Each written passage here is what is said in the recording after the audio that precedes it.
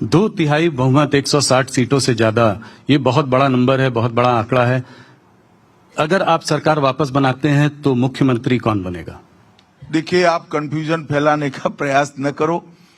ये पूरा मामला कहां से शुरू होता है, मैं कहता हूं, लालू जी की बहुत मन की इच्छा है कि इनके बेटे एक बार मुख्यमंत्री बन जाएं, और सोनिया जी की भी मन की इच्छा है कि उनका बेटा पीएम बन जाए। मैं आज दोनों को कहना चाहता हूं, बिहार में और दिल्ली में कहीं जगह खाली नहीं है। यहां नीतीश बाबू बैठे हैं, वहां मोदी जी बैठे हैं। आपके बेटों के लिए कहीं जगह खाली नहीं है, और हम नीतीश कुमार जी के नेतृत्व में ही चुनाव लड़ रहे हैं। कोई कंफ्यूजन एनडीए गठबंधन में नहीं। तो इसका मतलब वही चुनाव के बाद वही मुख्यमंत्री बनेंगे? मैंने बहुत स्पष्टता से कहा है कि हम उनके नेतृत्व में चुनाव लड़ रहे हैं। डिप्टी सीएम्स कौन बनेंगे? डिप्टी सीएम का जब चर्चा आएगा तब सबके साथ बैठकर नाम तय करेंगे। परिणाम एक बार आ जाए, बैठेंगे। हमारे यहाँ इस तरह की झगड़े नहीं होते कि अंतिम दिन किसी को मनाने के लिए डिप्टी सीएम घोषणा करना पड़े, और जिस दिन घोषणा करे इस दिन बहुत बड़ा वोट बैंक नाराज हो जाए। और बहुत कहावतें भी इसके लिए चलने लगी है।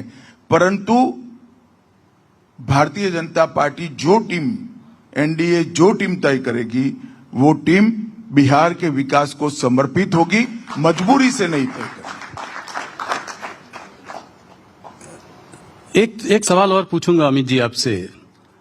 ऑपोजिशन भी बार बार इसको उठाता है, और वो है नीतीश जी की हेल्थ की कंसर्न्स, कि उनकी हेल्थ ठीक नहीं है, इस तरह की बातें वो बहुत जोरों से। आज कल भी तेजस्वी जी ने कुछ कहा कि चाचा जो है हमारे ठीक नहीं है।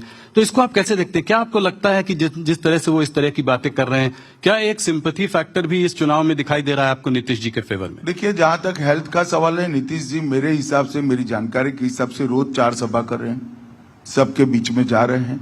4 सभा करती है तो मैं भी करता हूं। 3 मंजिला ऊपर चढ़ना पड़ता है, उतरना पड़ता है जी, और कम से कम 2.5 किलोमीटर 3 किलोमीटर चलोगे तब 4 सभा कर पाओगे। कहां हेल्थ का सवाल है? और लालू राबड़ी के हर सवाल का जवाब नीतीश जी दे रहे हैं, परंतु वो भ्रांति खड़ी कर एक छवि खड़ी कर इससे बाहर निकलना चाहते हैं। महागठबंधन में सीट शेयरिंग को लेकर काफी दिनों तक जो है लड़ाई झगड़ा चलता रहा। बहुत देर बाद वो लोग जाकर किसी कंक्लूजन पर आ पाए। उसके बाद जो है ओवैसी जी ने कहा कि जो है 2% वाला डिप्टी सीएम बनेगा, 12% वाला सीएम, और जो 18% वाला है वो दरी बिछाएगा। तो क्या इसको आप कैसे इसको देखते हैं? इनके नहीं, मैं तो बहुत बारीकी से देख रहा हूं विगत 5 महीनों से। इनके गठबंधन के अंदर कोई मनमेल नहीं है, मजबूरी से बना हुआ गठबंधन है। कोई रूट कर 2 महीने तक आता नहीं है, विदेश चला जाता है। कोई रूट कर प्रेस कॉन्फ्रेंस ज्वाइन करने की ना बोलता है तो उसको डिप्टी सीएम का झुनझुना पकड़ा देते हैं। और सीटों के बंटवारे में भी इतने झगड़े हुए हैं, अंत तक एक लिस्ट ये महागठबंधन नहीं घोषित कर पाया। हमारे गठबंधन ने, एनडीए ने पूरी लिस्ट की सूची एक साथ घोषित कर दी। कहीं पर कोई कंफ्यूजन नहीं। हम एक मुश्त होकर 5 पार्टियां 5 पांडव की तरह लड़ रही हैं, और सामने इतना बड़ा बिखराव है कि जिसकी कल्पना ही नहीं हो सकती। ये एक जमाने में इंदिरा जी विपक्ष के गठबंधन के लिए कहती थी, इस संतरे जैसा गठबंधन है, चुनाव का छिलका निकलते ही सारी कलियां अलग अलग हो जाएगी और ये बिखर कर टूट जाएगी। आज आपने भी दरभंगा में पीएफआई की बात करी, और आपने कहा कि जो है लालू जी जो है नहीं चाहते हैं कि इनको अरेस्ट किया जाए, इनको जो है बैन किया जाए। तो क्या ये जैसे जैसे चुनाव पास आता है तो क्या इसकी वजह से ये पोलराइजेशन की ओर बढ़ रहा है? नहीं, पोलराइजेशन क्या है?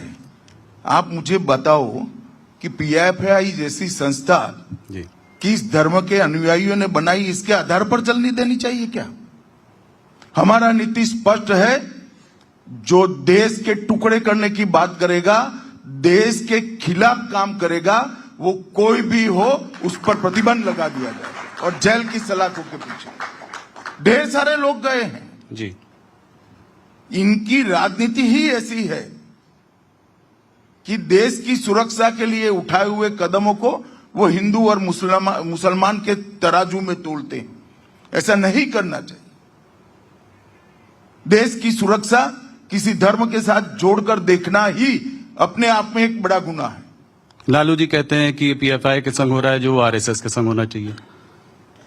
अब लालू जी को क्या बताएं, वो राहुल जी तो नहीं है, मगर अपने फायदे के लिए कुछ भी बोल देते हैं। वो राजनीतिक स्कोर करने के लिए ऐसा बोलते हैं, उनकी वोट बैंक को एड्रेस करने के लिए बोलता है। उनको भी मालूम है आरएसएस क्या है और पीएफआई क्या है। अमित जी, इस बार लड़ाई ट्रायंगुलर लगती है क्या? एक नई पार्टी भी आई है, जनसुराज पार्टी, प्रशांत किशोर जी आए हैं। भैया क्या है, एक पार्टी इस देश में 1550 पार्टियां हैं, इसमें सबसे ज्यादा बिहार में है। तो अब ट्रायंगल का तो 1000 एंगल है। जी जी जी। तो आप प्रशांत किशोर की पार्टी को कैसे देखते हैं इस चुनाव में? देखिए, सभी को अपनी पार्टी बनाने का अधिकार है, उन्होंने भी पार्टी बनाई है, मगर मुझे पूरा चुनाव स्पष्ट दिख रहा है कि मुकाबला एनडीए और महागठबंधन के बीच में है और इसमें बहुत जाड़ी एज एनडीए के गठबंधन को प्राप्त है। तो वोट नहीं कटेगा इनके वजह से, दोनों तरफ कोई खास फर्क नहीं पड़ेगा? नहीं, वोट तो मिलेगा, सभी को मिलता है। अब किसी पार्टी में किसी को टिकट नहीं मिला, वहां जाकर खड़ा रह गया तो कुछ वोट तो ले ही जाता है।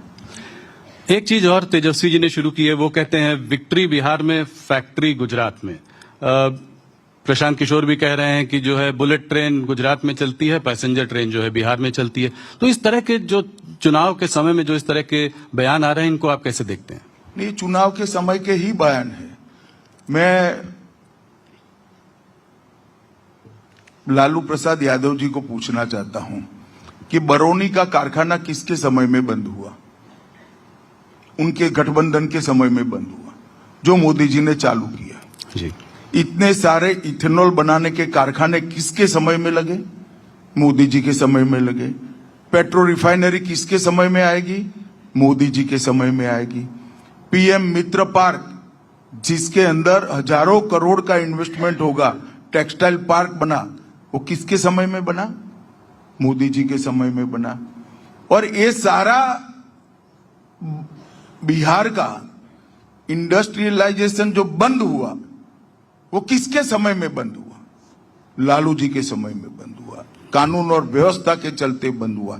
नीतीश बाबू ने 20 साल तक कानून और व्यवस्था अच्छा सुधारा है। मोदी जी ने पहले इंफ्रास्ट्रक्चर को सुधारा, अब बिजली के कारखाने लग रहे हैं और अब उद्योग भी यहां आ रहा है, आईटी पार्क भी यहां बन रहे हैं और अच्छे एजुकेशनल इंस्टीट्यूट भी यहां बन रहे हैं। जी। राहुल गांधी ने जब यहां पर अपनी यात्रा शुरू की थी तो वोट चोरी यात्रा शुरू की और उसके बाद फिर वो थोड़ा विदेश चले गए और फिर वापस आए।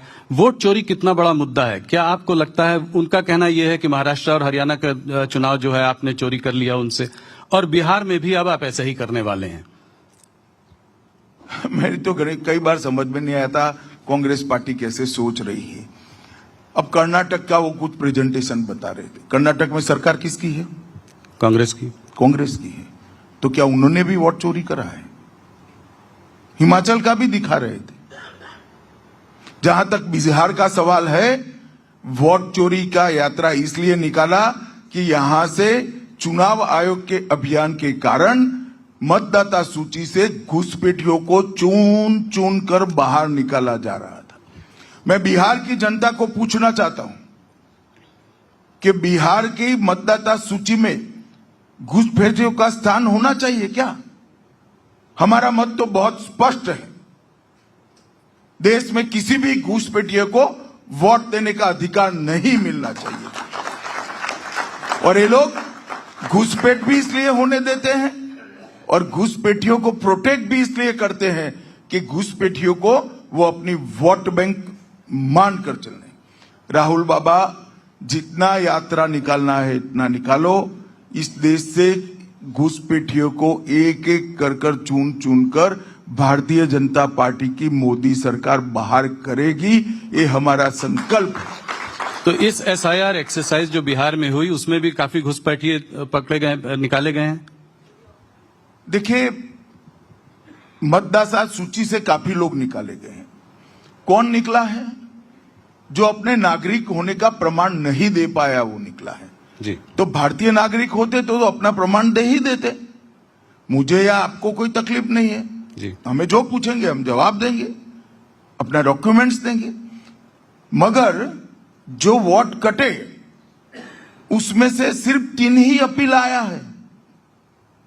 अगर अन्याय हुआ है तो अपील होता है या नहीं होता जी।